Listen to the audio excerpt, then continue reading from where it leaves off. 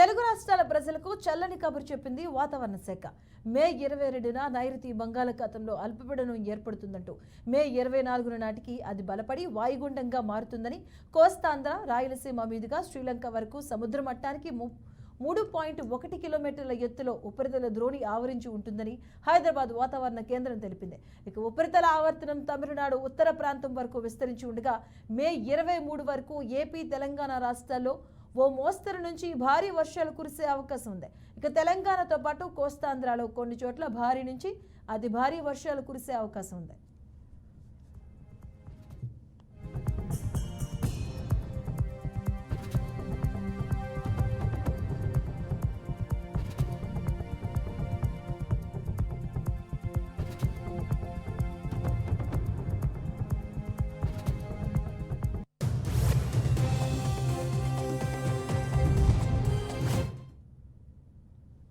ఇక వాళ్ళ నాటికి నైరుతి రుతుపవనాలు దక్షిణ అండమాన్ సముద్రం, ఆగ్నేయ బంగాళాఖాతంలోని కొన్ని ప్రాంతాలు, నికోబార్ దీవుల్లోకి ప్రవేశించే అవకాశం ఉందని, మరో 4 రోజుల్లో నైరుతి బంగాళాఖాతంలో అల్పపీడనం ఏర్పడే అవకాశం ఉందని వాతావరణ శాఖ అధికారులు తెలిపారు. ఆ తర్వాత 2 రోజుల్లో బలపడి మే 24 నాటికి తుఫానుగా మారే అవకాశం ఉందని, భారీ వర్షాలు కురిసే అవకాశం ఉందని అధికారులు వెల్లడించారు. కోస్తాంధ్ర, తెలంగాణ జిల్లాలో భారీ నుంచి అతి భారీ వర్షాలు కురిసే అవకాశం ఉందని తెలిపారు. రాయలసీమ, కోస్తా, యానాంలో తేలికపాటి నుంచి మోస్తరు వర్షాలు కురిసే అవకాశం ఉంది. ఇక కొన్ని చోట్ల ఉరుములతో కూడిన వర్షాలు కురిసే అవకాశం ఉందని అధికారులు తెలిపారు.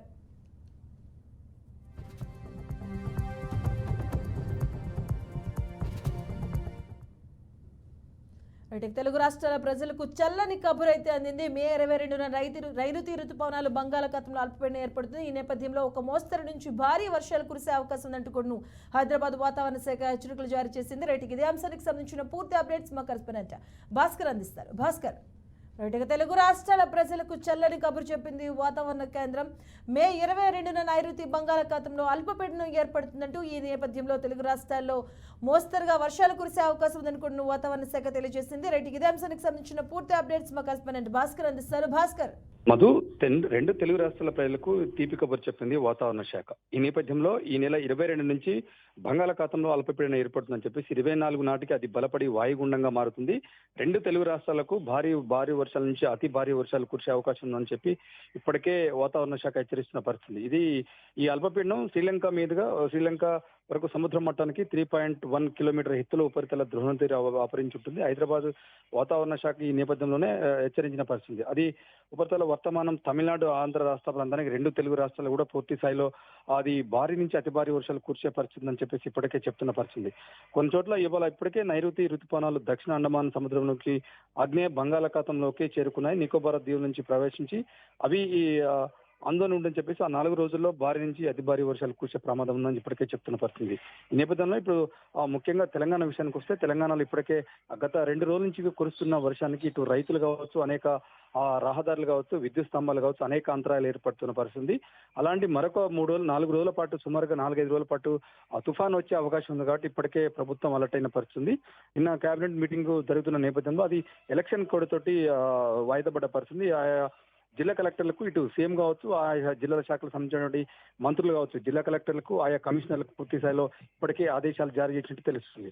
అయితే మరొక 4-5 రోజులు వర్షం రానున్న నేపథ్యంలో ఇప్పటికే వారికి జిల్లా ప్రజలకు కావచ్చు, తెలంగాణ రాష్ట్ర ప్రజలకు ఎలాంటి ఇబ్బంది కలగకుండా, ముఖ్యంగా రైతుల వడ్లు, ధాన్యం ఇప్పటికే ఐకేపీ కేంద్రాల్లో తడిసి ముద్దైన పరిస్థితి. మరికొన్ని పంటలు కూడా, ముఖ్యంగా ఆరుతడి పంటల విషయానికి వస్తే ఇటు మామిడి రైతులు కావచ్చు, మిర్చి రైతులు కావచ్చు, ఇంకా అనేక ఆరుతడి పంటల రైతుల విషయానికి వస్తే ఇప్పటికే పంట నష్టం పోయినటువంటి పరిస్థితి.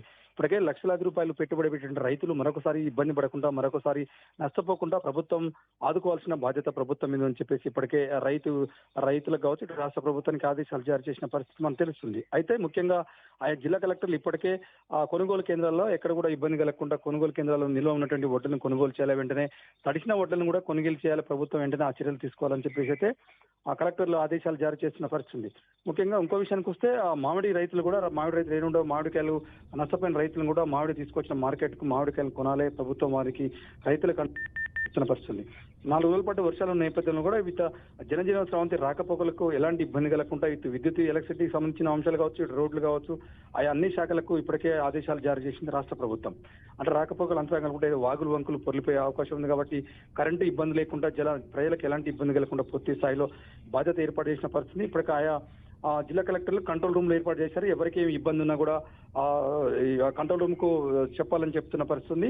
ప్రస్తుతం అయితే మరి 4 రోజుల వర్షాలు ఇంకా అంటే 22 నుంచి స్టార్ట్ అయినట్టు వర్షాలు 24, 25 వరకు కూడా పూర్తి స్థాయిలో వర్షాలు ఎక్కువ వర్షాలు పడే అవకాశం ఉంది కాబట్టి ఇప్పటికే ప్రభుత్వం ఆయా చర్యలు ఏర్పాట్లు చేస్తుంది. ఇప్పటికే ప్రభుత్వం అలర్ట్ అయిన పరిస్థితి. ఆయా జిల్లాకు సంబంధించిన కలెక్టర్లు కావచ్చు, జిల్లాకు సంబంధించిన అధికారులకు ఇప్పటికే ఆదేశాలు జారీ చేసిన పరిస్థితి ఉంది. Madhu. Right, thank you Bhaskar. Telugu రాష్ట్రాల ప్రజలకు చల్లని కబురు చెప్పింది వాతావరణ శాఖ. మే 22న నైరుతి బంగాళాఖాతంలో అల్పపీడనం ఏర్పడుతుందంటూ, దీని ద్వారా మే 24 నాటికి అది బలపడి వాయుగుండంగా మారుతుందని. ఈ నేపథ్యంలో కోస్తాంధ్ర, రాయలసీమ మీదుగా శ్రీలంక వరకు సముద్ర మట్టానికి 3.1 కిలోమీటర్ల ఎత్తులో ఉపరితల ద్రోణి ఆవరించి ఉంటుందని హైదరాబాద్ వాతావరణ కేంద్రం తెలిపింది. ఉపరితల ఆవర్తనం తమిళనాడు ఉత్తర ప్రాంతం వరకు విస్తరించి ఉండగా మే 23 వరకు ఏపీ, తెలంగాణ రాష్ట్రాల్లో ఓ మోస్తరు నుంచి భారీ వర్షాలు కురిసే అవకాశం ఉందని.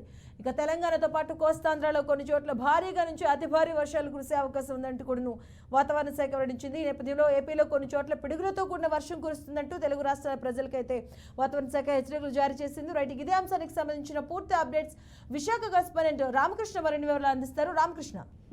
ఉమ్మడి తెలుగు రాష్ట్రాల్లో మరో 3 రోజుల పాటు వర్షాలు పడే అవకాశం ఉందని వాతావరణ శాఖ తెలిపింది. బంగాళాఖాతంలో వాయుగుండం కారణంగా కోస్తా ఆంధ్రాకు భారీ నుంచి అతి భారీ వర్షాలు పడే అవకాశం ఉన్నట్లు తెలుస్తుంది.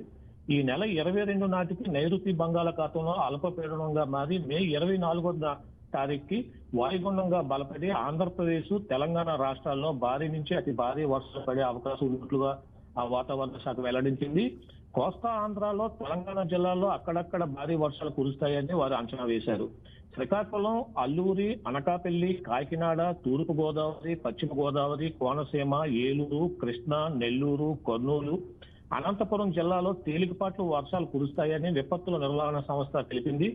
వర్షాలతో పాటు గంటకు 40 కిలోమీటర్ల వేగంతో గాలి వీచే అవకాశం ఉన్నందున వాతావరణ శాఖ తెలిపింది. దీని కారణంగా అరటి, బొప్పాయి, మామిడి, మొక్కజొన్న సాగు చేసే రైతులు అప్రమత్తంగా ఉండాలని అధికారులు సూచించారు. Madhu. Right, thank you Ramakrishna.